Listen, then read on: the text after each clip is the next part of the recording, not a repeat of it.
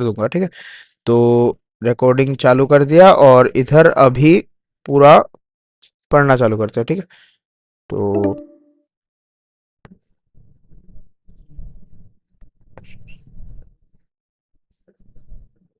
Okay, ठीक है। तो पहले हम लोग एज वी ऑलरेडी डिस्कस्ड हमारे शेड्यूल पे भी लिखा गया था कि हम पहले वीक 1 to 4 का पूरा रिवीजन करेंगे, फिर हम लोग वीक 5 को छोटा छोटा ग्लिम्सेस में, अगर हो सके तो पूरा का पूरा वीक 5 ही खत्म कर देंगे, ठीक है। तो यहाँ पे देख सकते हो, यहाँ पर वीक 1 का एक मतलब कि हम लोग ब्रीफ बताते बताते चलेंगे, ठीक है। तो वीक 1 का पहले हम लोग नेचुरल नंबर पढ़ते हैं, तो एज वी ऑलरेडी नो हमने क्वालिफायर भी दे के रखा है, और नेचुरल नंबर, रियल नंबर, ये सब हमने बचपन में ही पढ़ के आए हैं, ठीक है। तो नेचुरल नंबर जो है वो 1 to इनफाइनाइट नंबर्स तक होता है, ठीक है। Natural number 1 to infinite number तक होता है, लेकिन आईआईटीएम के सिलेबस में जीरो से भी शुरू हो जाता है। अगर जीरो से शुरू होता है नेचुरल नंबर कोई, तो यहाँ पर देख सकते हो, यहाँ पर नोटेशन जो है वो एन और नीचे एक छोटा ओ रहता है, ठीक है। अगर ऐसा कुछ भी नोटेशन रहता है तो हम लोग इजीली समझ जाएंगे कि ये वाला जो नेचुरल नंबर का जो केस है वो जीरो से शुरू हो रहा है, ठीक है। और अदरवाइज हम लोग तो एज मतलब कि नॉर्मल जो है, नॉर्मल 1 से लेकर के डिफाइंड इंटीजर्स, इनफाइनाइट इंटीजर्स तक नेचुरल नंबर होता है। ऐसा नहीं हो सकता कि 1.01 1.02 नेचुरल नंबर है या फिर नहीं है, ऐसा कुछ भी नहीं हो सकता है, ठीक है। एक सेकंड, यहाँ पर लिखते कैसे है।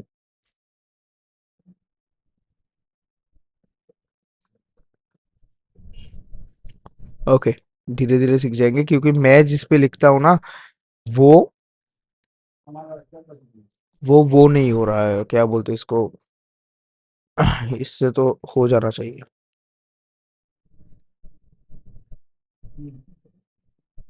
हाँ, ठीक है। ओके ओके ओके, ठीक है। तो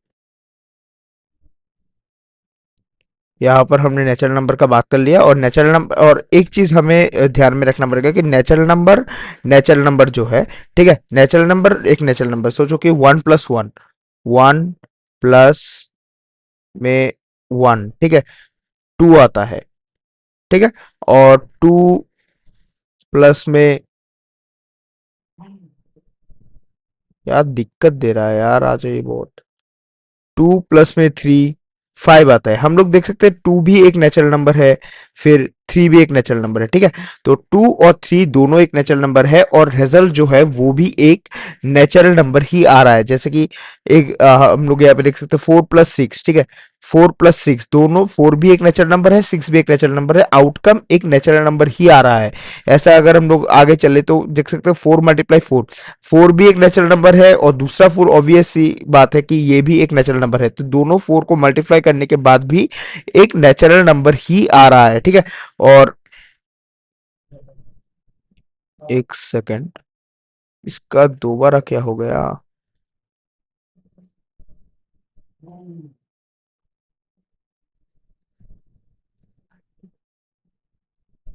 ऐसा तो नहीं होना चाहिए था,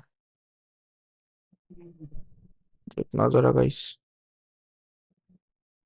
हाँ, ठीक है, अभी अभी फिक्स हो गया। तो यहाँ पर देख सकते हो कि, एक सेकंड, इसको मैं फिक्स कर लेता हूँ। अगर कोई सा भी जगह पर दिक्कत आए तो मुझे माइक ओपन करके बताना, ठीक है। दोनों को ही बता रहा हूँ, एवोस गेमिंग भाई तो माइक ही नहीं खोल रहा है भाई। ओके, तो यहाँ पे देख सकते हो नेचुरल नंबर, और लेकिन एक नेचुरल नंबर, ठीक है, एक नेचुरल नंबर और दूसरा नेचुरल नंबर को अगर हम लोग माइनस करें, ऐसा नहीं है कि सभी टाइम एक नेचुरल नंबर ही आए। जैसे कि यहाँ पे 4 और 5, अगर हम लोग 5 - 4 करें, ठीक है, पहले 5 फिर हम लोग 4 करें, तो यहाँ पर रिजल्ट जो है 1 आएगा, और 1 एक नेचुरल नंबर ही है, ठीक है। लेकिन हम लोग 4 - 5 करें, ठीक है, 4 - 5 करें तो आंसर जो है ये -1 आता है, और हम लोग ऑलरेडी यहाँ पे ऊपर देख चुके हैं, नेचुरल नंबर जो है आइदर 0 से शुरू होगा या फिर 1 से शुरू होगा, ठीक है। मतलब कि नेगेटिव कोई भी नेगेटिव कोई भी नंबर इसमें नेचुरल नंबर में कॉन्सिस्टेंट नहीं करता। अब बात आता है कि नेगेटिव नंबर क्या है। देख सकते हो एक -1 जो है, it is not a natural number, then what it is, ठीक है। ये चीज क्या है, यहाँ पर कॉन्सेप्ट आता है इंटीजर का, ठीक है, यहाँ पर इंटीजर्स का कॉन्सेप्ट आता है। और यहाँ पे देख सकते हो माइनस इंटीजर जो है माइनस इन्फिनिटी से 0 1 2 3 और प्लस का इन्फिनिटी तक जाता है। और यहाँ पर नॉन डेसिमल नंबर, यहाँ पर तो लिखने में थोड़ा सा दिक्कत हो जाएगा, नॉन, एक सेकंड, नॉन डेसिमल में यहाँ पे फिर भी लिख देता हूँ, ठीक है, नॉन डेसिमल, इतना ही लिख दिया, ठीक है, समझ जाना। यहाँ पर इंटीजर का मतलब होता है माइनस इन्फिनिटी से प्लस इन्फिनिटी तक नॉन डेसिमल नंबर, मतलब कि वेल डिफाइंड नंबर ही हम लोग इंटीजर कहेंगे। और ये सब तो ऑलरेडी हमें पता है कि नंबर लाइन का जो सेंटर लाइन होता है वो जीरो होता है, और जीरो का अगर हम लोग लेफ्ट पे जाएंगे तो इसको नेगेटिव कहेंगे, और जीरो के अगर हम लोग राइट पे जाएंगे तो इसको हम लोग पॉजिटिव कहेंगे। अब आप दोनों में से मतलब कि क्वेश्चन अराइज हो सकता है किसी के भी मन में कि भैया हम तो ऑलरेडी क्वालिफायर पास हो चुके हैं, अभी क्यों ये सब पढ़ा रहे हो, रिवीजन का तो ज़रूरत नहीं है। देखो ये चीज़ जो है आगे भी काम में आएगा, शायद से मुझे इतना ज़्यादा मतलब कि याद नहीं आ रहा है, क्विज 2 में शायद से मैथ का सिलेबस वीक 1 से लेकर वीक 8 तक का है, ठीक है, तो एक बार सिलेबस देख लेना, और वीक 12 तक ये सब चीज कोई ना कोई जगह पर काम आएगा, तो रिवीजन करते रहना जरूरी है, ठीक है। अब बात आता है कि मल्टीप्लिकेशन क्या है, ठीक है, मल्टीप्लिकेशन क्या है। मल्टीप्लिकेशन को हम लोग कह सकते हैं repetitive addition of a number, जैसे कि अगर हम लोग 2 मल्टीप्लाई में 3 करें, ठीक है, रिजल्ट आता है 6। और अगर हम लोग 2 + 2 + 2 करें तब भी जो है रिजल्ट 6 ही आता है। यहाँ पे देख सकते हो मल्टीप्लीकेशन जो है repetitive addition of a number, यहाँ पे ए में ध्यान देना, ठीक है। 2 + 3 + 4 को हम लोग मल्टीप्लीकेशन में काउंट नहीं कर सकते, लेकिन यहाँ पे देख सकते हो एक ही नंबर को अगर हम लोग 3 बार एडिशन करें तो इसको ही हम लोग 2 × 3 बोल सकते हैं, जो कि दोनों का रिजल्ट जो भी 6 ही आता है, ठीक है।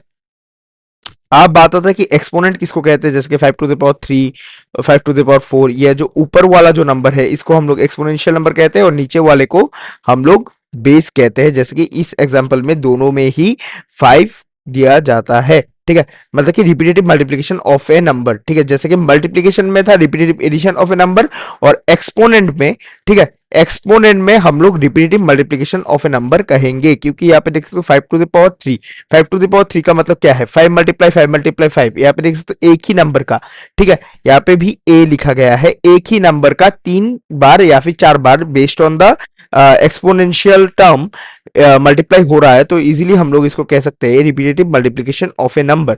अब बात आती है कि डिवीजन क्या है, repetitive subtraction of a number, इतना ज्यादा डिटेल में जाने का जरूरत नहीं है, सिर्फ ये वाला फॉर्मूला याद रखना, डिविडेंड इक्वल्स में डिवाइजर मल्टीप्लाई में question plus remainder.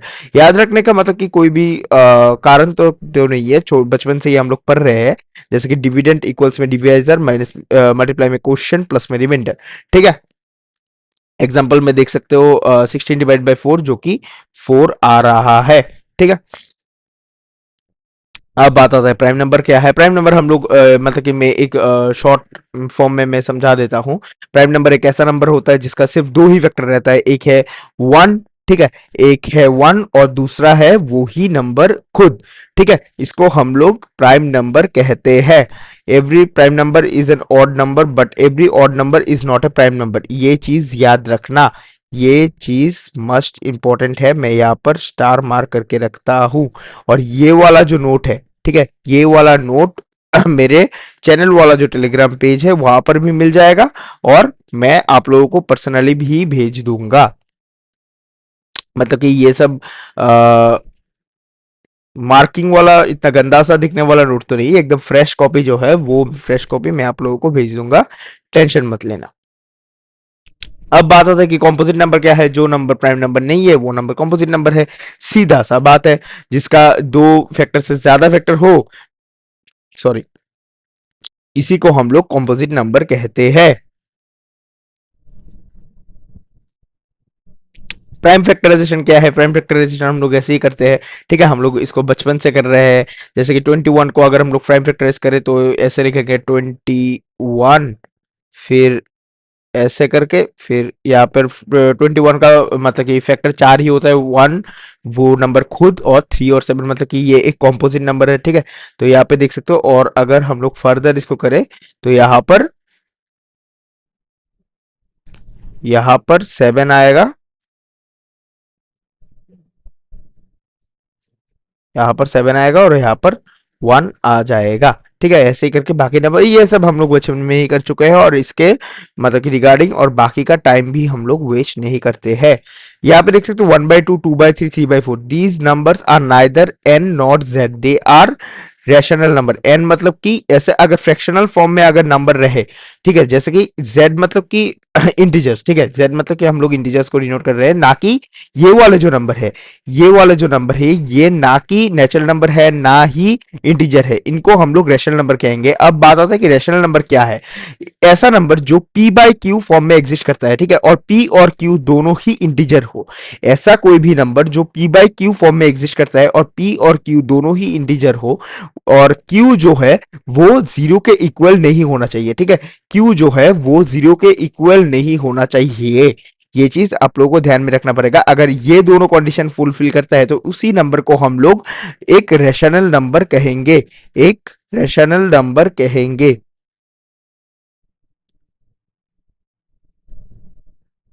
We know that in integer, एक अगर यहाँ पे देख सकते हो एक इंटीजर, ठीक है, जैसे कि एक इंटीजर है 3, एक 3 को अगर एक इंटीजर को अगर हम लोग एक इंक्रीमेंट करेंगे या फिर एक डिक्रीमेंट करेंगे, जैसे कि 3 से अगर हम लोग एक +1 करेंगे या फिर एक -1 करेंगे तो ऑलवेज एक इंटीजर ही आएगा।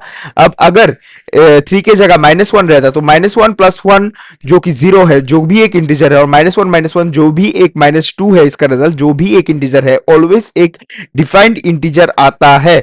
लेकिन अगर हम लोग रैशनल नंबर को एक एक इंक्रीमेंट या फिर एक डिक्रीमेंट करें तो हो सकता है कि रैशनल नंबर आए, हो सकता है कि रैशनल नंबर ना आए, मतलब कि p बाई क्यू और q not is equal to zero, zero वाला जो दो रूल था रैशनल नंबर का, उन दोनों रूल को सेटिस्फाई ना करे, ऐसा भी पॉसिबिलिटी, ऐसा भी चांसेस है।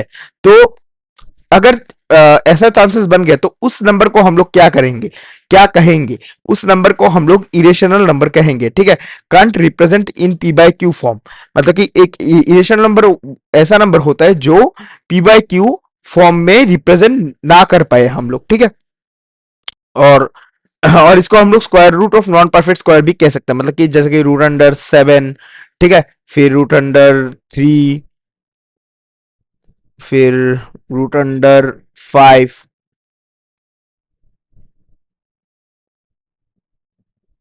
इसका क्या हो गया, ठीक है।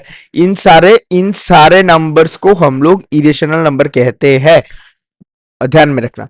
To define irrational number here comes real number. Irrational number को डिफाइन करने के लिए हमारे पास रियल नंबर आता है, ठीक है। तो जैसे कि √2 हमें पता है कि हम लोग बचपन से कर रहे हैं, अगर हम लोग जेई का प्रिपरेशन कर रहे हैं तो इसमें हम लोग को मतलब कि रूट का वैल्यू, पाई का वैल्यू हम लोगों को पता रहता है। तो जैसे कि √2 का जो रिजल्ट है वो आता है 1.414 समथिंग, ठीक है। और जैसे कि पाई पाई का अप्रोक्सीमेट वैल्यू आता है 3.14। अभी ये सब नंबर क्या है, ये सब नंबर रियल नंबर ही है, ठीक है। We know that √2 is an irrational number, अभी अभी हम लोग ने बात किया, ठीक है। व्हाट अबाउट -√2, -√2 जो है वो एक कॉम्प्लेक्स नंबर है, लेकिन मैथमेटिक्स 1 में कॉम्प्लेक्स नंबर का कोई भी जिक्र नहीं किया गया है, तो हम लोग इसको अभी के लिए अवॉइड करके चलेंगे।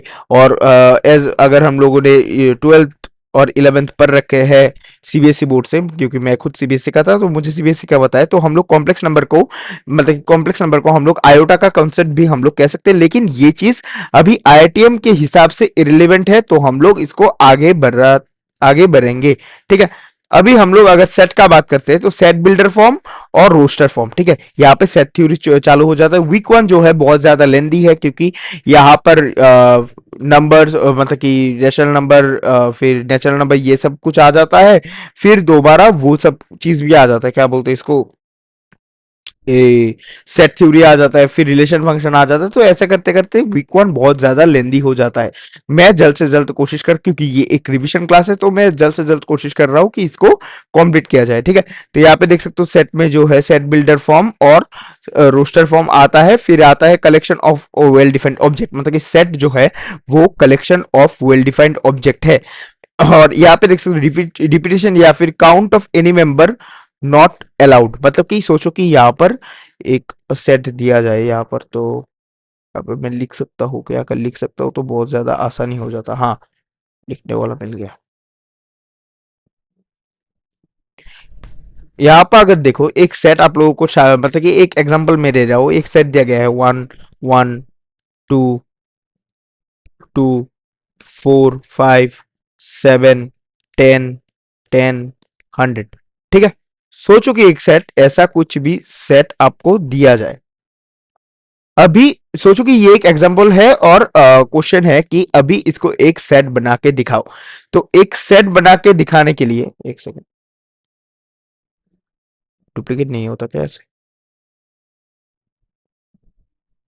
डुप्लीकेट तो होना चाहिए था। ओके, कोई ना। तो एक सेट बना के दिखाने के लिए, एक सेट बना के दिखाने के लिए यहां पर हम लोग ऐसे लिखेंगे जैसे कि 1 2 4 5 7 10 और 100। आप यहाँ पे बता सकते हो कि यहाँ पर तो 1 2 3 4 5 6 7 8 9 10, यहाँ पे 10 मेंबर थे, और यहाँ पर 1 2 3 4 5 6 7, यहाँ पर 7 मेंबर है, तो 3 मेंबर कहा गया। 3 मेंबर जो है रिपीटेटिव नंबर्स का मेंबर थे, जैसे कि 1 का 2 मेंबर 1 1, 2 का 2 मेंबर, ठीक है, फिर 10 का 2 मेंबर, ठीक है। तो ऐसे करते करते जो भी रिपीटेटिव नंबर्स होते हैं, जो भी रिपीटेटिव मेंबर्स होते हैं, इसको हम लोग सेट में मतलब कि मतलब कि सेट में नहीं लेते हैं। ठीक है, और यहाँ पर मतलब कि एक अगर मोटा मोटा बात किया जाए, अगर मोटा मोटा बात किया जाए तो सेट में जो है वो यूनिक एलिमेंट्स आते हैं। ठीक है, फिर बात आता है कि कार्डिनलिटी क्या है, number of elements in mention set, मतलब कि जैसे कि इस सेट का कार्डिनलिटी क्या है, इस सेट का अगर हम लोग कार्डिनलिटी की बात करें तो यहाँ पर 7 एलिमेंट्स है, तो 7 ही इस सेट का कार्डिनलिटी बन जाता है। ठीक है, फिर यहाँ पर आता है, यहाँ पर यही चीज को समझाया गया है। ठीक है, यहाँ पर पूरा का पूरा यही चीज को समझाया गया है। फिर आता है सेट बिल्डर फॉर्म और रोस्टर फॉर्म क्या चीज होता है। Set builder form, set builder अगर सेट का ऐसा कुछ भी कंडीशन दिया जाए और बताया जाए कि इसको सेट बिल्डर फॉर्म में बनाने के लिए, ठीक है, और इसको सेट बनाने के लिए मतलब कि यही मैं समझाना चाह रहा हूँ, इसको सेट बनाने के लिए बताया जा रहा है। तो इस केस में अगर एक कंडीशन वाला स्टेटमेंट आप लोगों को दिखाया जाए तो यहाँ पर इसको हम लोग सेट बिल्डर फॉर्म कहेंगे। और अगर एक well defined pre defined set आप लोगों को दिया जाए, एक प्री डिफाइंड सेट आप लोगों को दिया जाए, आवाज आ रहा है ना?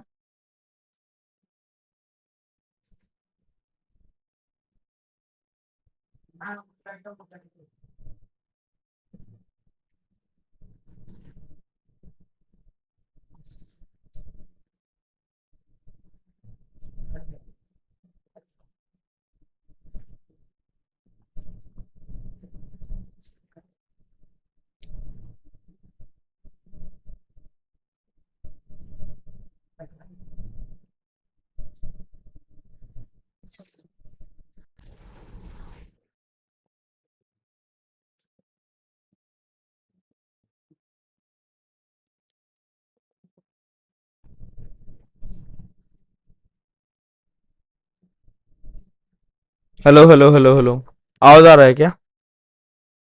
कृष्णा भाई, एवोस भाई, आवाज आ रहा है क्या? आ रही है सर, आ रही है। हाँ हाँ, वो नेट चला गया था मेरा थोड़ा, सॉरी।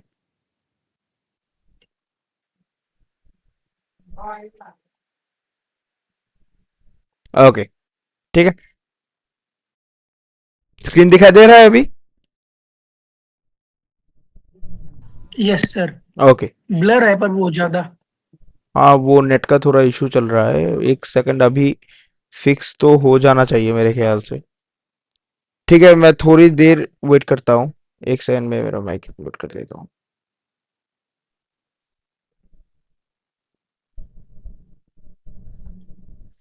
एक सेकंड में मेरा नेटवर्क को चेंज कर दूँ। अभी सही हो जाना चाहिए मेरे ख्याल से। सही है अभी? हाँ सर अब सही है। हाँ हाँ हाँ, ठीक है। ओके, तो थोड़ा सा फ्लो टूट गया था, कोई ना। तो यहाँ पर हम लोग सेट बिल्डर फॉर्म और रोस्टर फॉर्म का बात कर रहे थे। तो सेट बिल्डर फॉर्म जो है वो अगर कंडीशन, कोई भी कंडीशन दिया जाए तो इसको हम लोग सेट बिल्डर फॉर्म कहते हैं। और रोस्टर फॉर्म जो है अगर एक प्री डिफाइंड सेट दिया जाए तो इसको हम एक रोस्टर फॉर्म, मतलब कि इसको हम रोस्टर फॉर्म कहते हैं। अंडू कहाँ से होता है? ओके, कोई ना, छोड़ो। अब बात आता है कि सेट हमने पढ़ लिया, ठीक है, ऑलमोस्ट, सॉरी, ऑलमोस्ट 50% सेट हमने पढ़ लिया। अब बात आता है कि सबसेट क्या चीज है, ठीक है। जैसे कि ए, बी और सी, इन तीनों सेट के माध्यम से हम लोग सबसेट को समझेंगे। सोचो कि ये एक, मतलब कि पेरेंट सेट है या फिर फादर सेट भी हम लोग कह सकते हैं, ठीक है। और ए एक फादर सेट है जिसमें 4 एलिमेंट है, ए 1 2 3 एंड 4। और यहां पर बी जो है, बी और सी इसका चाइल्ड सेट है, ठीक है। चिल्ड्रन या फिर चाइल्ड सेट कुछ भी कह सकते हो। तो यहाँ पे देख सकते हो बी में 1 2 3 है जो ए में मौजूद है, ठीक है। तो यहां पर हम लोग इजीली कह सकते हैं बी जो है ए का सबसेट है, ठीक है, मतलब कि सेट का छोटा भाई सबसेट। और सी में देख सकते हो एक ही एलिमेंट है जो कि है 3। और यहाँ पे देख सकते हो सी का जो 3 एलिमेंट है वो भी ए में मौजूद है। तो हम लोग इजीली इसको भी कह सकते हैं सी जो है वो भी ए का सबसेट है। लेकिन अगर यहां पर एक सेट दिया जाए, ठीक है, यहां पे एक सेट दिया जाए डी, डी जिसमें एलिमेंट है 5 2 1, ठीक है। मैं आशा करता हूं कि दिखाई दे रहा होगा। मैं थोड़ा सा हो सके तो इसको, हाँ, मैं स्क्रीन को जूम कर देता हूं। तो यहाँ पे देख सकते हो यहाँ पे एक सेट दिया गया है D521। अब यहाँ पे देख सकते हो कि पेरेंट सेट हमने ऑलरेडी इसको घोषित कर दिया है ए को, ठीक है। और यहाँ पे डी में देख सकते हो एक एलिमेंट है 5 जो ए में नहीं है, लेकिन डी का और एक एलिमेंट है 2 जो ए में मौजूद है, ठीक है, जो ए में मौजूद है। डी का दूसरा एलिमेंट है 1 जो भी ए में मौजूद है, ठीक है, जो भी ए में मौजूद है। लेकिन एस डी का पहला एलिमेंट, पहला नहीं, डी का अगर एक भी एलिमेंट फादर सेट या फिर पेरेंट सेट के साथ मैच नहीं हो तो हम लोग डी को ए का सबसेट, सॉरी, हाँ, डी को ए का सबसेट घोषित नहीं कर पाएंगे, ठीक है। यहाँ पे यही चीज को सबको मतलब कि ये समझाया गया है। और रिप्रेजेंटेशन जो है सबसेट का ये एक रिप्रेजेंटेशन होता है। और अगर नीचे का ये वाला जो डंडी है, ठीक है, नीचे का ये वाला डंडी अगर ना रहे तो इसको हम लोग प्रॉपर सेट कहते हैं, सॉरी प्रॉपर सबसेट कहते हैं। यहाँ पर देख सकते हो समझाया गया है ठीक से। फिर नंबर ऑफ सबसेट, हम लोग एक सेट, एक पेरेंट सेट का, जैसे कि हाँ, इस केस में हम लोगों ने ए को पेरेंट सेट माना था, एक पेरेंट सेट का सबसेट कितना है वो कैसे निकाले? बार बार तो हम लोग एक एक करके सबसेट नहीं निकाल सकते ना। ऐसा तो पॉसिबल नहीं है, ऐसा ऐसा तो पॉसिबल नहीं है। तो हम लोग एक फॉर्मूला यूज करेंगे 2 to the power n A. और एन ए हम लोगों ने ऑलरेडी पढ़ा था, कहां पढ़ा था, ऊपर चलते हैं। एन ए हम लोग कार्डिनलिटी पे पढ़ा था। और कार्डिनलिटी क्या चीज था? कार्डिनलिटी एक ऐसा चीज था, मतलब कि सेट का एलिमेंट कितना है, बस यही चीज है।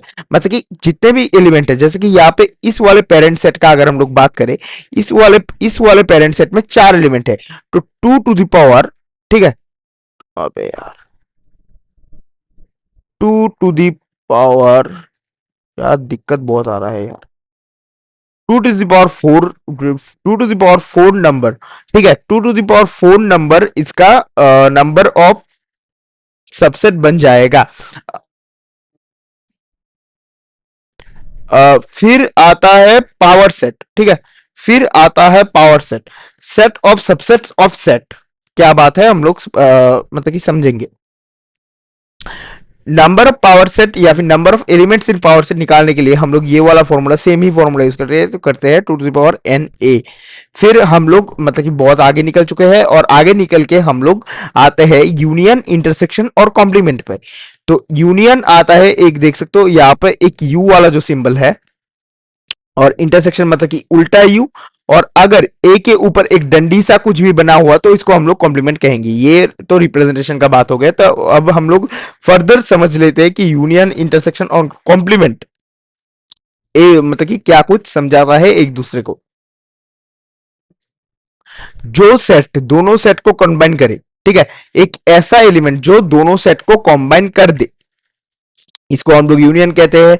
ये एक रिवीजन क्लास है, ऑलरेडी मैं बहुत ब्रीफ जाके पढ़ा रहा हूं, तो यूनियन, इंटरसेक्शन और कॉम्प्लीमेंट एज ऑलरेडी, मैं आशा करता हूं आप लोगों ने आगे से सेट थ्योरी वगैरह पढ़ के रखा है, तो यूनियन, इंटरसेक्शन, कॉम्प्लीमेंट मैं मतलब कि अभी डीप में जाके नहीं पढ़ा रहा। अगर कोई भी दिक्कत आए यूनियन, इंटरसेक्शन, कॉम्प्लीमेंट में, तो अभी अभी तुम दोनों में से कोई मुझे बता सकते हो, मैं डीप में जाके समझा दूंगा। ठीक है, अभी मैं ऊपर ऊपर से बस मतलब कि जिस्ट में पढ़ा रहा हूं। ठीक है, तो इंटरसेक्शन में आता है जो सेट दोनों सेट के कॉमन एलिमेंट्स को कॉमन एलिमेंट से बने हो, और कॉम्प्लीमेंट का मतलब है जो सेट गिवन सेट के एलिमेंट के अलावा बाकी सब एलिमेंट के साथ प्रेजेंट हो। ठीक है, फिर आता है ऑर्डर पेयर, मतलब कि ऑर्डर इंपॉर्टेंट होना, जैसे कि ए बी और बी ए दोनों का मतलब सेम नहीं है, और अनऑर्डर्ड पेयर जो है मतलब कि ऑर्डर इंपॉर्टेंट नहीं होना, जैसे कि ए बी जो एक बात है, ए बी और बी है दोनों की एक ही बात है। अब बात आता है कि कार्टेशियन प्रोडक्ट क्या है। अगर दो सेट दिया जाए, दो यहाँ पे देख सकते, set of all ordered pairs of element from set A to set B. ठीक है, और यहाँ पर तो ये है ही है, ए क्रॉस बी अगर एक सेट, ठीक है, यहाँ पे देख सकते हो, अगर ए क्रॉस बी एक मतलब कि फाई आया, मतलब कि नल सेट आया, ठीक है, ए क्रॉस बी का अगर नल सेट आया, तो मतलब कि एक ए और बी दोनों में से, सॉरी मैं कोई भी शायद गलती, हाँ समझ गया, अगर हम लोग समझो कि हम लोगों को दो सेट दिया जाए ए और बी, ठीक है, हम लोगों को दो सेट दिया गया है ए और बी, और बताया गया है कि इसका कार्टेशियन प्रोडक्ट निकालने के लिए, मतलब कि ए क्रॉस बी निकालने के लिए हम लोगों को बताया गया है, और ए क्रॉस बी जो है वो नल सेट आ गया, मतलब कि ए और बी में से कोई भी एक सेट, ए और बी में से कोई भी एक सेट नल सेट रहा होगा। सेम ही चीज यहां पर भी लागू होता है। सोचो कि अगर दो सेट दिया जाए, कंडीशन सेम है, अगर दो सेट दिया जाए ए एंड बी, और हम लोगों को ए क्रॉस बी निकालने के लिए क्या है, अगर ए क्रॉस बी का जो वैल्यू है वो इंफिनिटी आ जाए, मतलब कि ए और बी में से कोई भी एक सेट इनफाइनाइट सेट होगा ही होगा, एक सेट हो सकता है, या फिर दोनों का दोनों, ए और बी में से दोनों का दोनों सेट ही इनफाइनाइट हो सकता है। फिर हम लोग आ जाते हैं रिलेशन में। ठीक है, और रिलेशन में देख सकते हो subset of set A cross B, A cross B का जो भी सेट बनेगा उसी का सबसेट हम लोग रिलेशन कहते हैं। अब बात आता है कि कितने टाइप्स का रिलेशन होता है, जैसे कि एक टाइप्स का रिलेशन होता है नल सेट और एम्प्टी सेट। ठीक है, मतलब कि ये तो हम लोग ऑलरेडी समझते हैं। फिर आता है यूनिवर्सल सेट और रिलेशन। अब आता है रिलेशन कितने टाइप के होते हैं। रिलेशन जो है चार टाइप्स के होते हैं। हम लोग स्कूल में बेसिकली थ्री टाइप्स का रिलेशन पढ़ते हैं, ठीक है, मतलब कि 11th-12th में, लेकिन यहां पर चार टाइप्स का रिलेशन दिया गया है, हम लोग इसको विस्तार में जाके पढ़ेंगे। जैसे कि यहाँ पे आ जाता है आइडेंटिटी, रिफ्लेक्सिव, सिमेट्रिक और ट्रांजिटिव। ठीक है,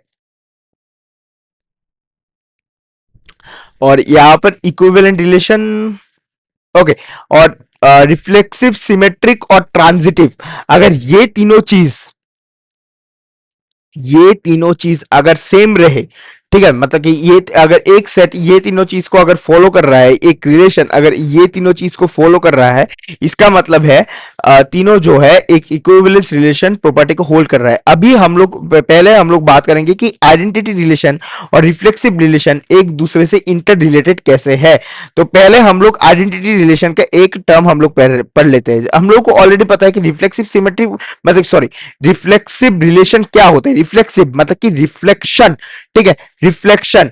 यहां पर एक मिरर पकड़ लो और यहां पर एक नंबर लिखो 1, तो यहां पर रिफ्लेक्शन में भी 1 ही आएगा, और यहां पर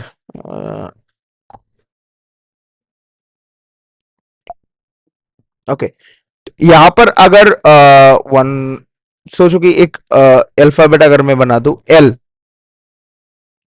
एल बना दिया, तो इसका रिफ्लेक्शन भी तो एल ही दिखेगा ना, मतलब कि सेम टू सेम एक ही ब्रैकेट में आना चाहिए, सेम टू सेम एलिमेंट एक ही ब्रैकेट में आना चाहिए। तो यहाँ पे देख सकते हो आइडेंटिटी और रिफ्लेक्सिव। यहाँ पर आइडेंटिटी जो है, आइडेंटिटी में है 1 1 2 2 3 3, और रिफ्लेक्सिव में देख सकते हो 1 1 2 2 3 3 और 3 1, मतलब कि एक रिफ्लेक्सिव सेट खुद रिफ्लेक्सिव एलिमेंट्स के अलावा भी और कोई भी एलिमेंट होल्ड कर सकता है, लेकिन एक आइडेंटिटी सेट या फिर एक आइडेंटिटी रिलेशन सिर्फ और सिर्फ अपना रिफ्लेक्सिव एलिमेंट को ही होल्ड करता है। इतना ही डिफरेंस है आइडेंटिटी और रिफ्लेक्सिव। यहां पर अगर मतलब कि समझो कि इतना सा सेट है, इतना सा सेट बस हम लोगों को दिया जाए, हम लोग इसको आइडेंटिटी सेट भी या फिर आइडेंटिटी रिलेशन भी कह सकते हैं या फिर रिफ्लेक्सिव रिलेशन भी कह सकते हैं। लेकिन अगर इतना दिया जाए, ठीक है, अगर इतना दिया जाए, मतलब कि समझो कि ये वाला क्वेश्चन दिया जाए और बताया जाए कि ये किस टाइप का रिलेशन है, तब इस केस में हम लोग सिर्फ इसको रिफ्लेक्सिव रिलेशन ही कहेंगे। ठीक है, फिर आता है सिमेट्रिक, और सिमेट्रिक में देख सकते हो 1 2 2 1 और 1 3 3 1, मतलब कि जो भी एलिमेंट है, अगर ए बी रिलेशन होल्ड करता है तो बी ए को भी रिलेशन होल्ड करना पड़ेगा, ये चीज मस्ट है। फिर आता है ट्रांजिटिव, और ट्रांजिटिव का मतलब क्या है, 1 2 2 3 और 1 3 तीनों रिलेशन में आना चाहिए। समझ नहीं आया, मैं समझा रहा हूं। सोचो कि ए बी रिलेशन में है और बी सी रिलेशन में है, तो ट्रांजिटिव के केस में ए और सी इन दोनों को भी रिलेशन में आना पड़ेगा, तभी वो चीज जो है ट्रांजिटिव बन जाएगा। ठीक है, फिर आता है एकदम लास्ट में आ चुके हैं हम लोग वीक वन का, डोमेन, रेंज और कोडोमेन। ठीक है, तो यहां पर elements of set one where are related, who are related to set B, मतलब कि सेट ए के या फिर सेट वन के ऐसा ऐसा एलिमेंट जो सेट बी के साथ रिलेशन, जो एलिमेंट सेट बी के साथ रिलेशन में है, उसी को हम लोग डोमेन कहेंगे। और रेंज में भी सेट बी का वर्किंग एलिमेंट्स को ही हम लोग रेंज कहेंगे, और सभी एलिमेंट सेट बी को हम लोग कोडोमेन कहेंगे। इसको विस्तार में मैं समझा रहा हूं। ठीक है, फिर तो फंक्शन आ रहा है। ओके, मैं यहाँ पर खाली पेज तो नहीं ले सकता, एक सेकंड। हाँ, एक खाली पेज मिल गया। ठीक है, तो समझो कि एक सेट ए है, ठीक है, और यहाँ पर सेट बी है। ठीक है, तो सेट ए में एलिमेंट है 1 3 5। ठीक है, 5 नहीं, एस समझ लो, और इसको 5 भी समझ सकते हो, इसको एक सेकंड, हाँ 5। और यहाँ पर है ए,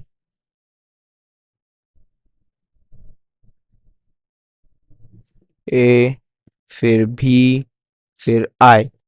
ठीक है, तो यहाँ पे समझो कि 1 जो है वो ए के साथ में रिलेशन है, और 5 जो है वो बी के साथ में रिलेशन में है।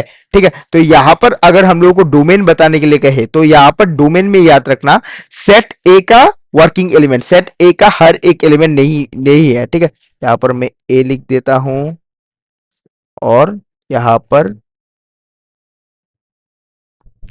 मैं बी लिख देता हूं। ठीक है, तो यहां पर सेट ए का हर एक एलिमेंट, सेट ए का हर एक एलिमेंट नहीं है डोमेन। अगर डोमेन का बात किया जाए तो सेट ए का वर्किंग एलिमेंट या फिर सेट ए का रिलेशन वाले एलिमेंट, तो यहां पे सेट ए का रिलेशन वाले एलिमेंट है 1, सॉरी 1 और 5। ठीक है, सेट ए का रिलेशन वाला एलिमेंट है 1 और 5। तो यहां पे देख सकते हो, यहां पर अगर डोमेन का बात किया जाए तो डोमेन होगा 1 और 5। यहाँ पे अगर कोडोमेन, सॉरी कोडोमेन में थोड़ी देर बाद आएंगे, तो यहाँ पे अगर सॉरी रेंज का अगर बात किया जाए, रेंज में सेट बी का हर एक एलिमेंट को हम लोग नहीं पकड़ते हैं। ठीक है, हम लोग सिर्फ वर्किंग एलिमेंट, सेट बी का हम लोग वर्किंग एलिमेंट को हम लोग रेंज पकड़ते हैं। और अगर हम लोगों को कोडोमेन का बात किया जाए तो सेट ए का हर एक एलिमेंट नहीं है। ऐसा नहीं है कि डोमेन मतलब कि सेट ए का वर्किंग एलिमेंट है और कोडोमेन मतलब कि सेट ए का हर एक एलिमेंट है, ऐसा कोई भी मेल नहीं है। डोमेन मतलब है सेट ए का हर एक वर्किंग एलिमेंट, और कोडोमेन मतलब है सेट बी का हर एक एलिमेंट, वर्किंग नॉन वर्किंग दोनों। और इस केस में ए बी और आई तीनों एलिमेंट की जो है कोडोमेन है सेट बी। डोमेन और कोडोमेन में सेट ए के साथ कंफ्यूज मत हो जाना, डोमेन में सेट ए आएगा, कोडोमेन में सेट बी आएगा। ठीक है,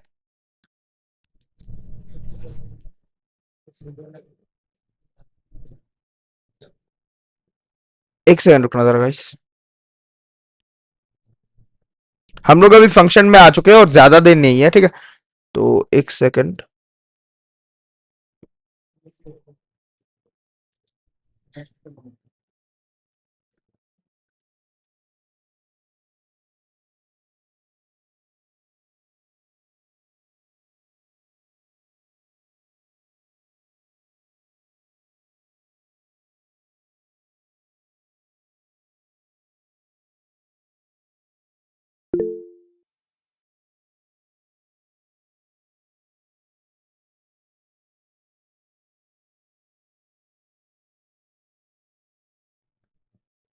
ठीक है,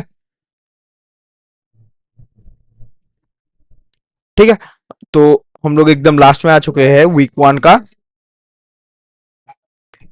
every element of set A must, अच्छा हाँ, फंक्शन का मतलब है सेट ए का हर एक एलिमेंट, सेट ए का हर एक एलिमेंट जो है वो वर्किंग होना चाहिए, और फंक्शन जो है वो रिलेशन का ही एक स्पेशल सा टर्म है। ठीक है, one pre image equal to one image, ये भी याद, ये भी चीज ध्यान में रखना। यहाँ पे अगर हम लोग जाए, यहाँ पे ऐसा नहीं हो सकता कि एक एक प्री इमेज का दो दो इमेज है, या फिर दो दो इमेज का एक ही प्री इमेज है। एक प्री इमेज का एक ही इमेज बनना चाहिए। How to identify function from equation, एक एक्स के वैल्यू में सिर्फ एक ही वाई का वैल्यू आना चाहिए। एक इक्वेशन से हम लोग ऐसे फंक्शन का आइडेंटिफिकेशन लगा सकते हैं, या फिर ग्राफ में हम लोग वर्टिकल लाइन टेस्ट करके हम लोग फंक्शन का आइडिया या फिर फंक्शन को आइडेंटिफाई कर सकते हैं। ठीक है, as already discussed on week 2। और फंक्शंस में देख सकते हो वन वन फंक्शन और ऑन टू फंक्शन। ठीक है,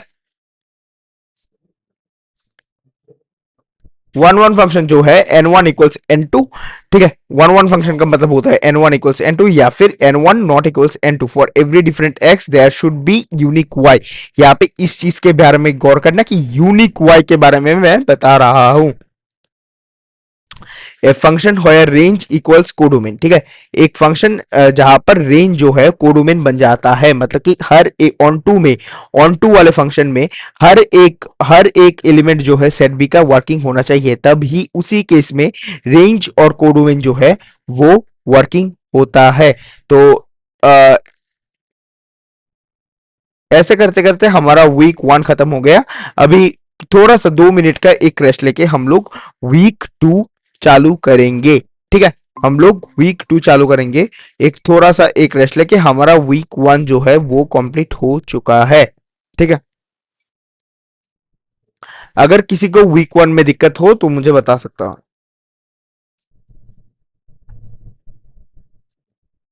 ऑलमोस्ट अगर हम लोग टाइम देखें, क्लियर है सर। ओके, अगर हम लोग टाइम देखें तो 37 मिनट्स में अप्रोक्स वीक वन जो है हमारा खत्म हो चुका है। ये वीक बहुत ही टाइम कंज्यूमिंग होता है, और वीक फोर तक ऑलमोस्ट वीक 2 3 4 हमारा नेक्स्ट का 1 घंटा में हो जा सकता है। फिर हम लोग एक वीक 5 का एक छोटा सा एक समरी देखकर हम लोग आज का क्लास यही ही खत्म कर देंगे। बस अभी 2 मिनट का एक छोटा सा ब्रेक मुझे लेना पड़ेगा। ठीक है,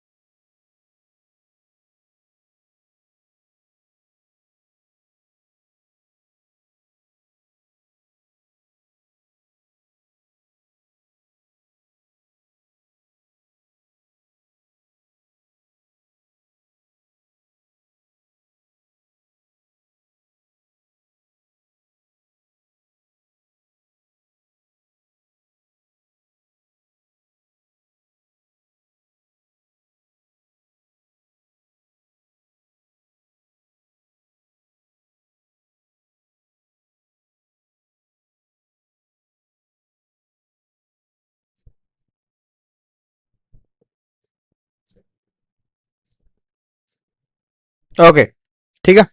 तो हम लोग आगे बढ़ते हैं।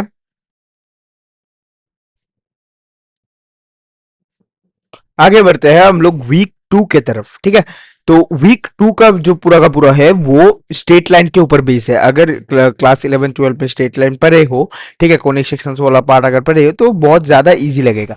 तो एज ऑलरेडी मैंने बहुत बार ये वाला चीज मैंने बता दिया कि डिवीजन क्लास है, बहुत ही ब्रीफ में मैं नहीं जाऊंगा। ठीक है, तो डिस्टेंस फॉर्मूला आता है। ठीक है, डिस्टेंस फॉर्मूला है as already we know, under root of x2 minus x1 का whole square plus y2 minus y1 का होल स्क्वायर। और यहाँ पे x2 और x2 x1 और y2 y1 जो है वो पॉइंट का कोऑर्डिनेट के बारे में हम लोग बात कर रहे हैं। फिर आता है सेक्शन फॉर्मूला।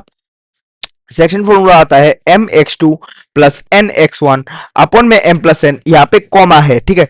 यहाँ पे बहुत सारे बच्चे लोग गलती कर देते हैं कि यहाँ पे प्लस दे देते हैं या फिर एक माइनस देते हैं, जो कि गलत है।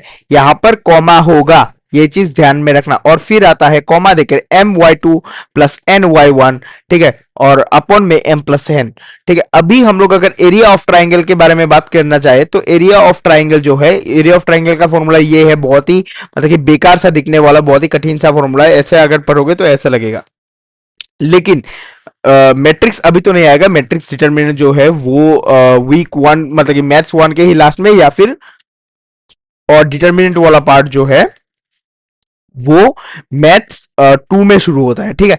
तो अभी बात है कि इस फॉर्मूला को अगर तुम लोग मैट्रिक्स डिटरमिनेंट पढ़ चुके हो तो मैट्रिक्स मेथड से अगर एरिया ऑफ ट्राइंगल निकालो तो ज्यादा आसानी होता है इस वाले फॉर्मूला को रटने में। अगर रट के भी करोगे तब भी आंसर सेम आएगा, और अगर मैट्रिक्स मेथड से करोगे तब भी आंसर सेम आएगा। लेकिन अगर मैट्रिक्स मेथड से करोगे तो इस वाले फॉर्मूला का डेरिवेशन आप लोगों को मिल जाएगा, और with the help of derivation आप लोग इजीली इस वाले फॉर्मूला को मेमोराइज रख पाओगे। मेमोराइज ना करके भी इस मतलब कि क्वेश्चन को इजीली कर पाओगे। मैं मे टर्म के बच्चे लोगों को भी मैंने बता दिया था, और सितंबर टर्म में भी मैंने बताया कि always use matrix formula in case of area of triangle with the help of coordinates, ठीक है, पॉइंट कोऑर्डिनेट। फिर आता है स्लोप ऑफ ए लाइन, और स्लोप ऑफ लाइन, एक लाइन का स्लोप हम लोग कैसे निकालते हैं, जो कि है tan theta equals y two minus y one upon में x two minus x one, ठीक है। और y two minus y one को हम लोग डेल वाई भी कह सकते हैं, और x two minus x one को हम लोग डेल एक्स भी कह सकते हैं। अगर एक चीज ध्यान रखना, अगर दो लाइन तुम लोगों को दिया जाए और दो लाइन, दोनों ही लाइन का स्लोप जो है वो सेम है, तब उस केस में दोनों लाइन जो है पैरेलल है, या फिर ये बताया जाए कि दोनों लाइन का दो लाइन जो है वो एक दूसरे के संग पैरेलल है, तो उस केस में दोनों लाइन का स्लोप जो है वो सेम होगा। ऐसे ही सिमिलरली अगर दोनों लाइन परपेंडिकुलर बोला जाए, मतलब कि दोनों लाइन का स्लोप का मल्टीप्लीकेशन जो है वो माइनस वन होगा, या फिर ऐसा बोला जाए कि दोनों लाइन का स्लोप का मल्टीप्लीकेशन जो है वो माइनस वन है, तो उस केस में दोनों लाइन जो है परपेंडिकुलर बन जाएगा। Relation between two lines and their slope, दो लाइन और उनके स्लोप के बीच में क्या रिलेशन बनता है, ठीक है। तो यहाँ पे देख सकते हो tan theta equals m two minus m one, m two जो है वो दो नंबर लाइन का स्लोप है, और एम वन जो है वो फर्स्ट लाइन का स्लोप है। ये आपके ऊपर है, अगर ना बताया जाए कि इस लाइन को ही लाइन वन पकड़ो और उस लाइन को ही लाइन टू पकड़ो, तो ये आपके ऊपर है कि आप कॉस मतलब कि किस वाले लाइन को वन और टू मार्क करोगे। तो अगर हम लोग फॉर्मूला के ऊपर आए तो tan theta equals m two minus m one upon में one plus m one m two, ठीक है। अगर हम लोग पॉइंट स्लोप फॉर्म के बारे में बात करें तो अगर एक लाइन का स्लोप दिया जाए और एक ही पॉइंट दिया जाए, तब उस केस में इसका इक्वेशन कैसे लिखे, उस लाइन का इक्वेशन कैसे लिखे, तो उस केस में y माइनस में y naught equals M x minus में एक्स नॉट, ठीक है। Equation of a line two point form, ठीक है। अगर दो एक लाइन का दो पॉइंट दिया जाए तब उस लाइन का इक्वेशन कैसे निकले। सोचो कि एक पॉइंट दिया गया है x1 और y1, और दूसरा पॉइंट दिया गया है x2 और y2, तब इस केस में y माइनस में y1 अपॉन में x माइनस में x1 इक्वल्स y2 माइनस में y1 और अपॉन में x2 माइनस में x1, ठीक है। फिर आता है स्लोप इंटरसेप्ट फॉर्म, ये चीज हम लोग को पहले ही पता है कि y equals M X plus C, और यहाँ पे आता है y equals M x minus D. अब बात आता है कि भैया दो दो फॉर्मूला मतलब कि दो तो एक दूसरे के संग इक्वल मतलब कि रिलेटेड भी नहीं है, तो y equals M X plus C जो है वो y इंटरसेप्ट का फॉर्मूला है, और y इक्वल्स में एम एक्स माइनस डी जो है वो x इंटरसेप्ट का फॉर्मूला है, ठीक है। अब बात आता है कि equation of line intercept form, अगर दो एक लाइन का अगर दो दो इंटरसेप्ट दिया जाए, बताया गया है कि एक्स इंटरसेप्ट ये है और वाई इंटरसेप्ट ये है, अभी उस लाइन का इक्वेशन निकाल के बताओ, तब उस केस में एक्स अपॉन में ए, और ए जो है वो एक्स इंटरसेप्ट होगा, प्लस वाई अपॉन में बी, और बी जो है वो वाई इंटरसेप्ट होगा, इक्वल्स वन। ठीक है, यहाँ पर आप लोग देख सकते हो। और फाइंडिंग एक्स, अगर एक्स इंटरसेप्ट निकालना चाहते हो तो वाई को जीरो पुट कर दो जनरल इक्वेशन में, और अगर वाई इंटरसेप्ट निकालना चाहते हो तो एक्स को जीरो पुट कर दो जनरल इक्वेशन में ही। ठीक है। और distance of A point from A line, distance of A point from A line, अगर जैसे कि हम लोग यहाँ पर डिस्टेंस फॉर्मूला पर रहते, एक ऐसा सा ही लोचा है, लेकिन यहाँ पर डिस्टेंस फॉर्मूला में क्या होता था कि डिस्टेंस फॉर्मूला में मतलब कि दो दो कोऑर्डिनेट दिया जाता था। समझो कि इस वाले डिस्टेंस का कोऑर्डिनेट भी दिया गया है और इस वाले डिस्टेंस का कोऑर्डिनेट भी दिया गया है, तब इस केस में हम लोग ये वाला डिस्टेंस फॉर्मूला यूज करते थे। लेकिन लेकिन एक सेकंड,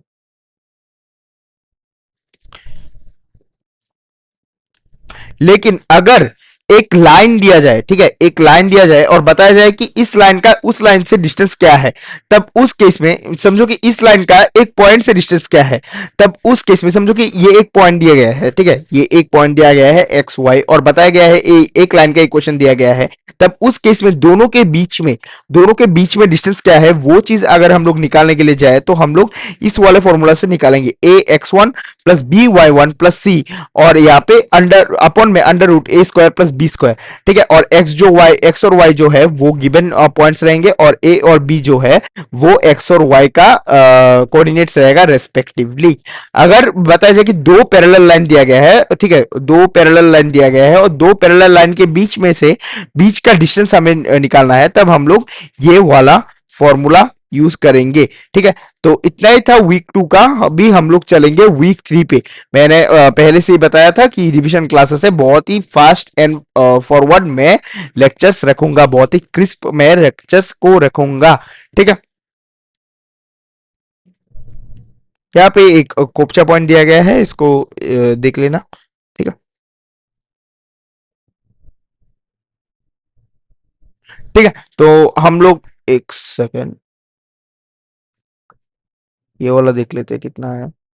ठीक है मोटा मोटा बड़ा ही है। ओके कोई ना, खत्म कर लेंगे। ठीक है,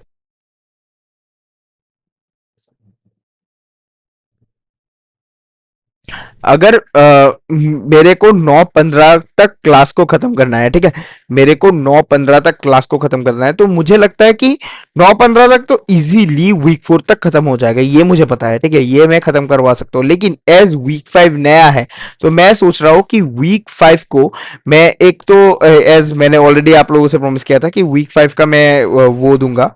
ठीक है, क्या बोलते हैं इसको, रिकॉर्डिंग दूंगा। एज रिकॉर्डिंग क्या बोलता हूँ, आज ही क्लास में मैं कंप्लीट कर रहूंगा, लेकिन अगर 9:15 तक अगर वीक 5 खत्म नहीं हुआ तो नेक्स्ट वाले मैथ क्लास में मैं वीक 5 से तो शुरू करूंगा ही करूंगा, लेकिन आज का कॉम्पनसेशन में यूट्यूब में ऑलरेडी वीक 5 का रिकॉर्डिंग अपलोडेड है, तो उसको जाके एक बार देख लेना। ऐसा नहीं है कि मैं वीक 5 और नहीं पढ़ाऊंगा, मैं वीक 5 पढ़ाऊंगा, ऑब्वियसली पढ़ाऊंगा, लेकिन वो मैं नेक्स्ट मैथ क्लास को कराऊंगा। अगर 9:15 तक वीक 4 तक भी खत्म नहीं होता तो उस केस का बात कर रहा हूँ। अगर 9:15 तक वीक 5 तक खत्म हो जाता तो ऑब्वियसली हो जाएगा, कोई ना। ठीक है, लेकिन आज अगर 9:15 तक वीक 5 खत्म नहीं, मतलब कि टच नहीं कर पाया, तो आज के लिए यूट्यूब का लेक्चर देख लेना एक बार। ठीक है, दोनों को ही बोल रहा हूँ, यूट्यूब का लेक्चर एक बार देख लेना, और मैं नेक्स्ट मैथ क्लास में वीक 6 और वीक 5 एक ही साथ में मैं करवा दूंगा। ठीक है, वीक 6 का डेट की कब था, वीक 6 का डेट कब था, एक बार बताना जरा, नेक्स्ट मैथ क्लास हमारा कब है।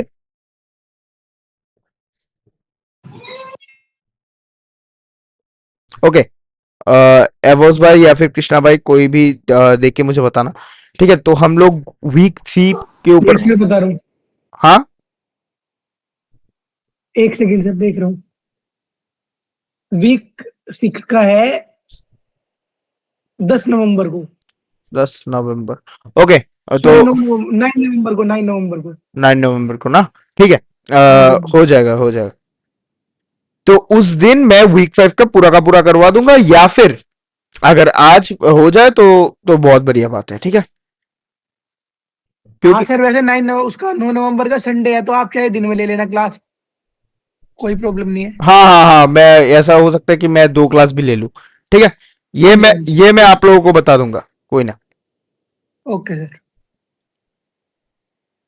और यहाँ पे देख सकते हो, यहाँ पे हम लोग वीक 3 क्वाड्रेटिक फंक्शन शुरू कर रहे हैं, और यहाँ पर एफ एक्स जो है वो F X equals A X square plus B X plus C, और ये जो है ये एक जनरल क्वाड्रेटिक इक्वेशन है।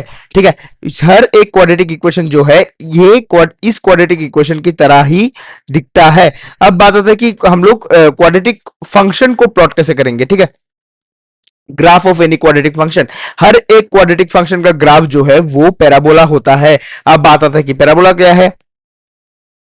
ठीक है, यहाँ पे भी लिखा हुआ देख सकते हो, graph of an quadratic function is always parabola. ठीक है, अब बात आता है कि पैराबोला क्या है।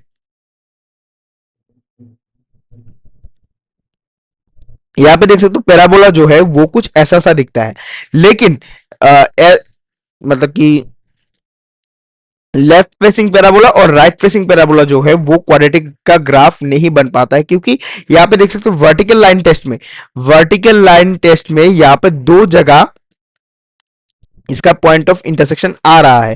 ठीक है, पॉइंट ऑफ इंटरसेक्शन जो है वो हमेशा 1 आना चाहिए। यहाँ पे देख सकते हो ऑलवेज क्वाड्रेटिक फंक्शन का ग्राफ जो है वो अप फेसिंग पैराबोला होगा या फिर डाउनवर्ड फेसिंग पैराबोला होगा। ठीक है, तो यहाँ पे अप फेसिंग पैराबोला देख सकते हो, यहाँ पे अगर हम लोग वर्टिकल लाइन टेस्ट करें तो यहाँ पे एक ही पॉइंट ऑफ कॉन्टेक्ट है, और डाउनवर्ड फेसिंग पैराबोला जो है वो एक ही पॉइंट ऑफ कॉन्टेक्ट है या फिर पॉइंट ऑफ इंटरसेक्शन है, अगर हम लोग वर्टिकल लाइन टेस्ट करें। ठीक है, यहाँ पे देख सकते हो एक्स स्क्वायर प्लस 2x+1 का ग्राफ जो है वो कुछ ऐसा सा ही, मतलब कि कैसे कुछ बिल्डअप करते हैं। यहाँ पे पूरा का पूरा प्रोसेस दिया गया है। नोट जो है मैं मेरे टेलीग्राम पे भी मैं दोबारा दे दूंगा, आज ही दे दूंगा, फ्रेश नोट्स दे दूंगा। ठीक है, और आप लोगों को मैं इंडिविजुअली भी भेज दूंगा। ठीक है,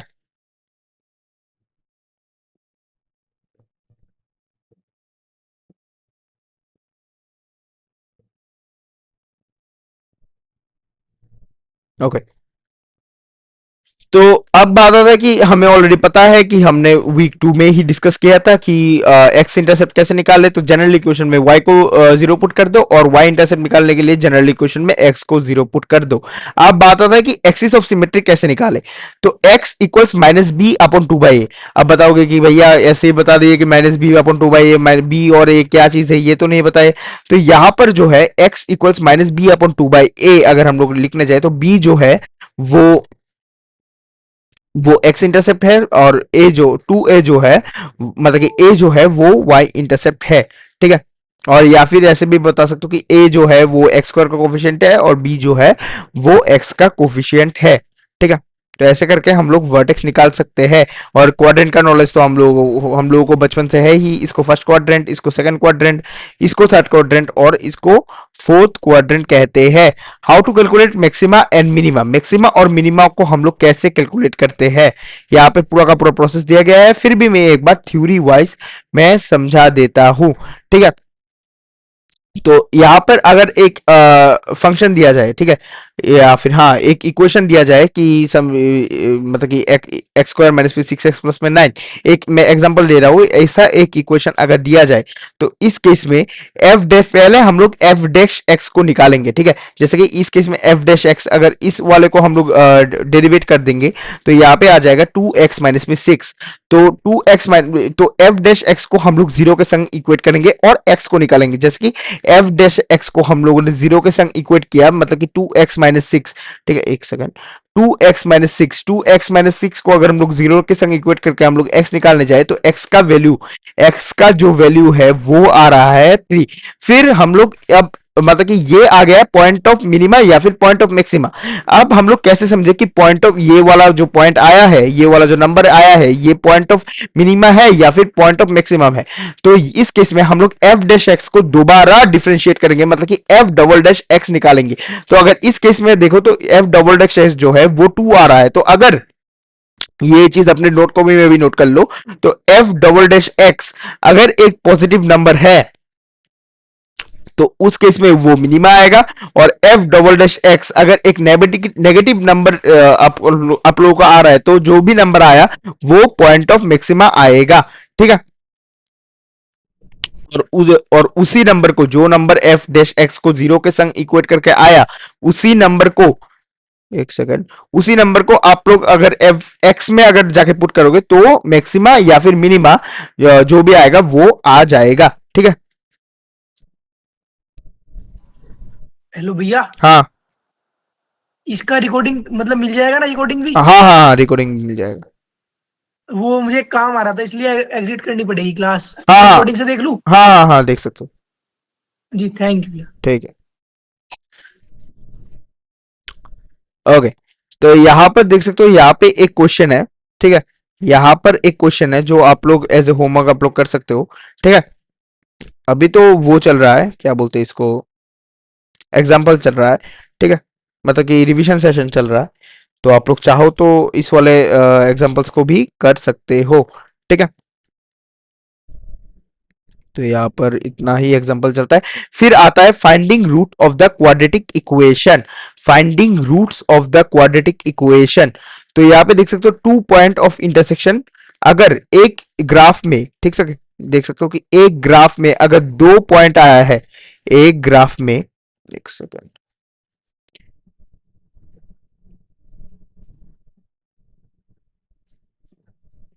हाँ, एक ग्राफ में अगर 2 पॉइंट ऑफ इंटरसेक्शन आया है विथ एक्स एक्सिस, ना कि विथ वाई एक्सिस, अगर 2 पॉइंट ऑफ इंटरसेक्शन आया है तो इस केस में 2 रियल रूट होगा। अगर एक पॉइंट ऑफ इंटरसेक्शन आया है विथ एक्स एक्सिस तो उस केस में एक रियल रूट होगा। और या फिर अगर ग्राफ जो है एक्स एक्सिस के संग 0 पॉइंट ऑफ इंटरसेक्शन है, मतलब कि थोड़ा सा एलिवेशन पे है, तो उस केस में यहाँ पर 0 पॉइंट ऑफ इंटरसेक्शन मतलब कि कोई भी रियल रूट नहीं आएगा। तो स्लोप कैसे निकालते हैं ये हम लोग ऑलरेडी वीक 2 में देख चुके हैं। तो डेल वाई अपॉन में डेल एक्स जो कि है y2 माइनस में y1 अपॉन में x2 माइनस में x1। ठीक है, और सेंसिटिविटी जो है वो हाई है, और अगर हाई आता है वो इसको हम लोग स्टिफ लाइन कहते हैं, और लो आता है इसको हम लोग लेस स्टिफ लाइन कहते हैं।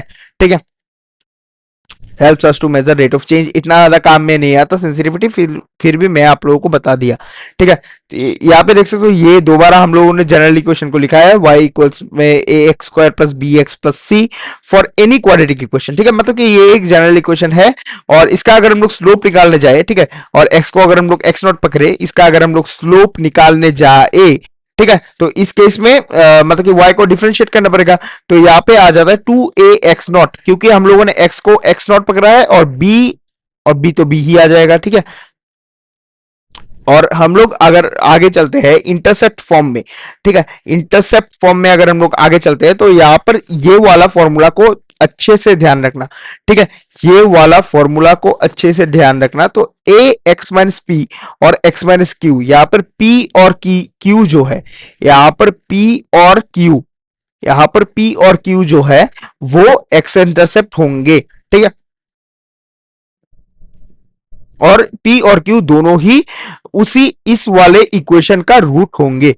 जैसे कि इस वाले इक्वेशन में 1 और 5, पी और क्यू की जगह यहाँ पे 1 और 5 है, तो 1 और 5 जो है इस वाले इक्वेशन का एक्स इंटरसेप्ट है, और 1 और 5 भी जो है वो रूट भी है। ठीक है,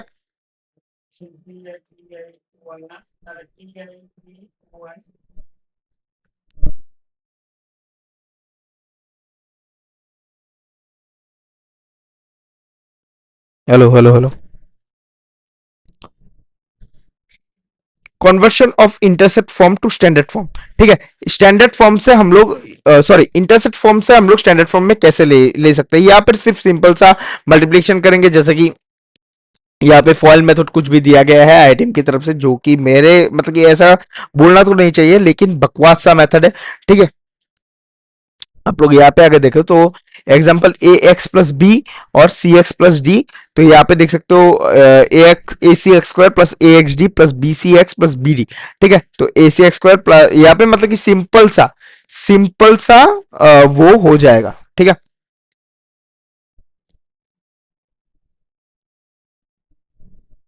क्या बोलते हैं इसको, मतलब कि सिंपल सा मल्टीप्लिकेशन हो जाएगा। और यहाँ पे यही चीजें ज्यादा इंपॉर्टेंट नहीं है, ठीक है। एक बार देखना हो तो देख सकते हो, यहाँ पे क्वेश्चन है आप लोगों के प्रैक्टिस के लिए। और यहाँ पर तो बाकी सारा कुछ नॉर्मल ही है, स्टैंडर्ड फॉर्म से इंटरसेप्ट फॉर्म कैसे लिया जाए यहाँ पे यही चीज समझाया गया है। एक सेकंड, हाँ। फिर आ जाता है श्रीधर आचार्य फॉर्मूला या फिर क्वाड्रेटिक फॉर्मूला। अब आता है कि क्वाड्रेटिक फॉर्मूला क्या है। तो क्वाड्रेटिक फॉर्मूला समझने से पहले हम लोग b square minus four ac, अब बात आता है कि b square minus four ac क्या है। तो b square minus four AC का मतलब होता है डिस्क्रिमिनेंट, ठीक है। B square minus four AC का मतलब होता है डिस्क्रिमिनेंट। तो b square minus four AC का मतलब होता है डिस्क्रिमिनेंट। अब अगर b square minus four ac, अब बी जो है वो एक्स का कोएफिशिएंट है, ए जो है वो एक्स स्क्वायर का कोएफिशिएंट है और सी जो है वो कांस्टेंट टर्म है। अगर b square minus four AC का वैल्यू अगर एक पॉजिटिव नंबर आए तो वो मतलब कि एक टू डिस्टिंक्ट रियल रूट्स होता है, ठीक है। उस इक्वेशन का टू डिस्टिंक्ट रियल रूट होगा। आप बता सकते हो कि भैया एक इक्वेशन को हम लोग प्राइम फैक्टराइजेशन करके भी निकाल सकते हैं, लेकिन हर टाइम प्राइम फैक्टराइजेशन जो है काम नहीं करता। After doing quadratic formula always works, लेकिन आफ्टर डूइंग क्वाड्रेटिक फॉर्मूला थोड़ा सा शायद से क्वेश्चन लेंदी बन जाता है, इसलिए मैक्सिमम लोग जो है प्राइम फैक्टराइजेशन के ऊपर ही जाता है, क्योंकि बहुत ही टाइम सेवर है वो वाला मेथड, और जल्दी से मतलब कि आंसर भी आ जाता है, ठीक है। और लेकिन क्वाड्रेटिक फॉर्मूला से ऐसा मतलब कि इक्वेशन भी आप लोगों को दिया जा सकता है कि प्राइम फैक्टराइजेशन से हो ही नहीं रहा है, ठीक है। तब उस केस में क्वाड्रेटिक फॉर्मूला ही एकमात्र उपाय है, ठीक है। तो अगर बी स्क्वायर माइनस, हम लोग जहां पे थे, B square minus four AC का value, B square minus four AC का वैल्यू अगर एक पॉजिटिव नंबर आ रहा है तो मतलब कि एक टू डिस्टिंक्ट रियल रूट होगा। टू दोनों ही रूट जो है वो डिस्टिंक्ट होंगे। और क्या बोलते हैं इसको, टू डिस्टिंक्ट रियल रूट होंगे। और B square minus four AC का value, B square minus four AC का वैल्यू अगर जीरो होगा, ठीक है, B square minus four AC का वैल्यू अगर जीरो होगा तो इस केस में सिर्फ एक ही मतलब कि डिस्टिंक्ट रियल रूट होगा, मतलब कि रूट तो दो ही होंगे लेकिन एक ही जैसा दोनों रूट होगा। अगर b square minus four AC का वैल्यू अगर नेगेटिव आया तो मतलब कि कोई भी रियल रूट नहीं होगा। कॉम्प्लेक्स रूट हो सकता है लेकिन इस बारे में हम लोग अभी के लिए नहीं जाएंगे। ओके, तो हम लोग फिर आता है क्वाड्रेटिक फॉर्मूला, मतलब कि सीधराचार्य फॉर्मूला।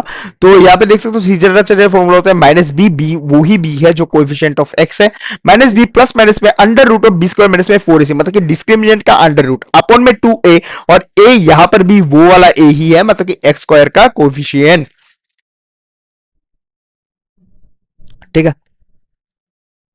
तो यहाँ पे यही चीज समझा गया है बी स्क्वायर माइनस फोर इसी का, यहाँ पे आप लोग देख सकते हो। और quadratic function in vertex form का इक्वेशन यहाँ पे दिया गया है y equals A x minus H का होल स्क्वायर प्लस में के। यहाँ पे h और k जो है वो वर्टेक्स है। यहाँ पे एक चीज ध्यान में रखना कि माइनस एच नहीं, h है वर्टेक्स, ठीक है, माइनस एच नहीं। यहाँ पे प्रोडक्ट ऑफ द रूट्स और सम ऑफ द रूट्स जो कि हम लोग ऑलरेडी पढ़ के आए हैं, ठीक है। तो यही चीज समझाया गया है और ऐसा करते करते हमारा वीक 3 खत्म हो चुका है और आज का लास्ट वीक में हम लोग चले जाते हैं, ठीक है। आज का लास्ट वीक में हम लोग चले जाते हैं जो कि है वीक 4 और इसमें हम लोग पोलिनोमियल्स के बारे में पढ़ेंगे, ठीक है। एक बार बस एक शॉर्ट सा रिवीजन आप लोगों के लिए मैंने करवा दिया ताकि फ्यूचर में आप लोगों को दिक्कत ना हो। Mathematics week 4, okay. Polynomial, what is polynomial?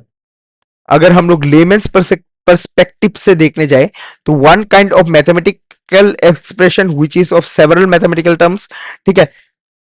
Every independent term of polynomial is called monomial, मतलब कि अगर सोचो तो यहाँ पे देख सकते हो, यहाँ पे एक इक्वेशन सा दिया गया है, मतलब कि ये पूरा का पूरा एक पोलिनोमियल है और यहाँ पर प्लस और माइनस से एक टर्म बनता है, ये हम लोगों को ऑलरेडी पता है। तो यहाँ पे देख सकते हो एक यहाँ पर तीन टर्म है, ठीक है, यहाँ पर तीन टर्म है। तो तीन टर्म में से मतलब कि यहाँ पर इस पोलिनोमियल में तीन मोनोमियल्स है, ठीक है। और अगर हम लोग एक मैथमेटिशियन के पर्सपेक्टिव से देखने जाए, a polynomial is an algebraic expression in which the any arithmetic is addition subtraction multiplication and natural exponents of the variable. पूरा का पूरा मतलब कि थ्योरी सा पार्ट है, कोई भी मतलब कि रेलेवेंट नहीं है, तो ज्यादा दिमाग मत लगाओ। तो हम लोग आगे चलते हैं। और each term of polynomial is called monomial. polynomial consists of two term. अगर दो टर्म का पोलिनोमियल हुआ, हर एक पोलिनोमियल का हर एक टर्म को, एक इंडिविजुअल टर्म को हम लोग एक एक मोनोमियल कहते हैं। लेकिन समझो कि अगर एक पोलिनोमियल में दो मोनोमियल रहे तो इस केस में हम लोग बाइनोमियल कहेंगे। अगर एक पोलिनोमियल में तीन मोनोमियल रहेंगे, इसको हम लोग ट्राइनोमियल कहेंगे। ठीक है, यहाँ पे तो जनरल रिप्रेजेंटेशन है, इतना ज्यादा काम का नहीं है ये वाला रिप्रेजेंटेशन। तो आगे हम लोग बढ़ जाते हैं। Identification of A polynomial.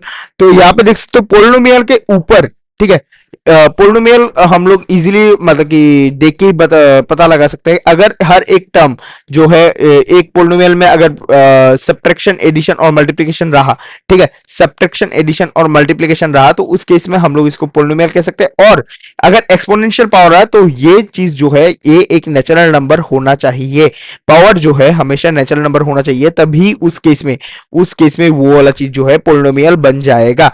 ठीक है, यहाँ पे देख सकते हो, यहाँ पर ये वाला जो स्टेटमेंट था इसी चीज के बारे में बताया गया था। ठीक है, यहाँ पे देख सकते हो, यहाँ पे पावर जो है वो 2 है, मतलब कि नेचुरल नंबर है, और हर एक जगह पे प्लस है, मतलब कि रूल को फॉलो कर रहा है, तो मतलब कि ये पोलिनोमियल है। लेकिन यहाँ पे देख सकते हो प्लस तो है, रूल को फॉलो तो कर रहा है, लेकिन पावर जो है वो हाफ है, और हाफ एक नेचुरल नंबर तो कतई नहीं है। तो यहाँ पर भी देख सकते हो, यहाँ पे प्लस है, और पावर के बारे में ये 3 है, मतलब कि नेचुरल नंबर है। ठीक है, तो हम लोग इजीली पता लगा सकते हैं। पोलिनोमियल इन वन वेरिएबल का पोलिनोमियल, मतलब कि यहाँ पे देख सकते हो इस वाले में एक ही वेरिएबल दिखाई दे रहा है। एक सेकंड रुकना।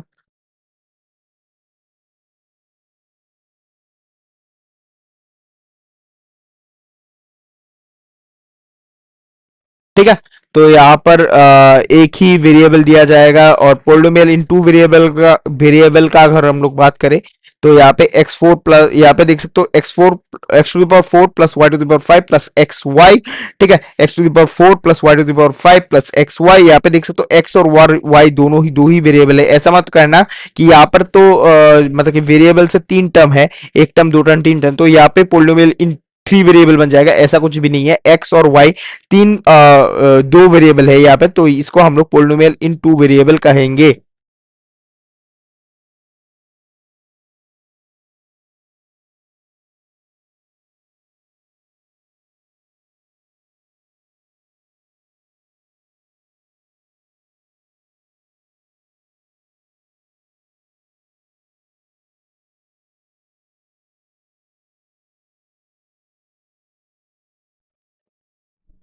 और पोलिनोमियल इन 3 वेरिएबल, यहाँ पे देख सकते हो x y z plus x square plus z to the power 5। यहाँ पे बता सकते हो कि भैया यहाँ पे तो दो ही टर्म है, तो यहाँ पे 3 वेरिएबल कैसे हुआ। तो मैंने ऑलरेडी बता दिया कि वेरिएबल का मतलब एक अलग चीज होता है। यहाँ पे देख सकते हो एक्स वाई जेड 3 वेरिएबल है एक ही पोलिनोमियल में, यहाँ पर भी एक्स और जेड है, और तो यहाँ पर इजीली हम लोग इसको पोलिनोमियल इन 3 वेरिएबल कह सकते हैं। फिर आता है degree of the polynomial. The exponent on the variable in a term is called the degree of that variable in the term. ठीक है, the degree of the term is the sum of the degrees of the variable in the term. यहाँ पे इतना ज्यादा चीज मतलब कि पढ़ने का है नहीं। ठीक है, तो हम लोग आगे बढ़ जाता है। दो पोलिनोमियल को ऐड कैसे करते हैं, बहुत ही ज्यादा इजी है। मतलब कि ऊपर वाला का एक्सपोनेंट, और मतलब कि सोचो कि 4x², ठीक है, 4x² के साथ हम लोग 7x³ को तो मल्टीप्लाई नहीं करेंगे, तो अगर px और qx को अगर हम लोग को मल्टीप्लाई करना पड़ा, तो हम लोग 7x³ प्लस में यहाँ पर ये वाला और ये वाला को हम लोग मल्टीप्लाई करेंगे, सॉरी एडिशन करेंगे एक साथ। ठीक है, मतलब कि दोनों का एक्सपोनेंशियल पावर जो है वो सेम होना चाहिए, तभी दोनों सब्ट्रैक्शन होगा या फिर मल्टीप्लिकेशन होगा। ठीक है, तो मल्टीप्लाई कैसे करते हैं वो तो हम लोग ऑलरेडी जानते ही है कि मल्टीप्लाई कैसे होता है। तो डिवीजन होने के लिए हम लोग लॉन्ग डिवीजन मेथड का यूज करेंगे। ठीक है, अगर सिंपल सा है तो हम लोग सिंपली मतलब कि हर एक टर्म में वो वाला डिवीजन, डिवाइडेड वाला टर्म हम लोग डिवाइड कर देंगे तो हो जाएगा। लेकिन अगर कॉम्प्लेक्स पोलिनोमियल हुआ तो हम लोग लॉन्ग डिवीजन मेथड का यूज करेंगे, जो हम लोग ऑलरेडी पढ़ के आए हैं। ठीक है, ग्राफ ऑफ पोलिनोमियल है।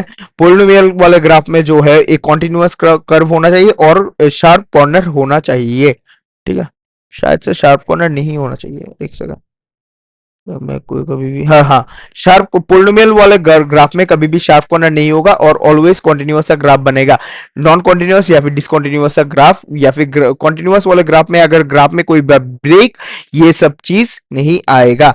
ठीक है, जीरोस ऑफ पोलिनोमियल, पोलिनोमियल का जीरोस कैसे निकालते हैं ये हम लोग ऑलरेडी क्वाड्रेटिक वाले इक्वेशन में, क्वाड्रेटिक इक्वेशन में हम लोग ऑलरेडी पढ़ चुके हैं, तो ज्यादा कुछ मतलब कि पढ़ाने का है नहीं, ऑलरेडी मैंने बता चुका है कि ये एक रिवीजन सेशन है। अगर वीक 1 to 4 अच्छे से आप लोगों को पढ़ना है तो ऑब्वियसली मेरे यूट्यूब पे बहुत सारे वीडियोस पड़ा हुआ है, तो आप लोग यहाँ पे जाके पढ़ सकते हो, या फिर क्वालिफायर 3 अटेम्प्ट वाला बैच आप लोग वहां से जाके ज्वाइन कर सकते हो। ठीक है, और इस बैच, ये जो बैच है ये क्विज 2 का बैच है। ठीक है, ये क्विज 2 का पेड बैच है, तो यहाँ पर मैं एज फॉर जेस्ट, एज फॉर, क्योंकि आगे जाके लगेगा, तो वीक 1 से लेके वीक 4 का एक छोटा सा मैं रिविजन क्लास में आज रखा हूं, एज ये फर्स्ट क्लास है। ठीक है, एक्स इंटरसेप्ट के बारे में ग्राफिकल रिप्रेजेंटेशन दिया गया है, तो ये आप लोग ये देख सकते हो, ज्यादा क्वेश्चंस नहीं आते इससे, तो फिर भी देख सकते हो। तो इतना ही था आज के लिए, थैंक यू। तो 15 मिनट में हम लोग वीक 5 खत्म नहीं कर पाएंगे, क्योंकि अगर ये एक रिवीजन वीक होता था तब तो हम लोग इजीली खत्म मतलब कि कर सकते थे, लेकिन 15 मिनट में हम लोग एक नया वीक पूरा का पूरा समझा कर खत्म नहीं कर पाएंगे। तो एज फॉर बेटर आज यहाँ पे ही खत्म करते हैं, और वीक 5 और वीक 6 का क्लास जो है हम लोग एक ही साथ में रख देंगे, क्योंकि आप लोगों को सिलेबस कंप्लीट करना वो जो है मेरे ऊपर छोड़ दो। ठीक है, सिलेबस कंप्लीट हो जाएगा, आप लोगों का टेंशन मत लेना। तो इतना ही है आज, तो मिलते हैं कल वाली क्लास में, बाय।